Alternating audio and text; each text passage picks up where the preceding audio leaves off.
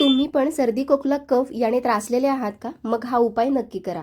मोहरीचं तेल कडकडीत गरम करायचं, बारीक चिरलेला लसूण, ओवा घालायचा आणि लसूण अगदी ब्राऊन होईपर्यंत तेल गरम करायचं. त्यानंतर झाकण घालून थंड होण्यासाठी ठेवायचं. या पद्धतीने गाळून घ्यायचं तेल, एका भांड्यामध्ये काढायचं. थिक ऑइल तुमचं रेडी झालेलं आहे. 3-4 दिवसांसाठी करू शकता.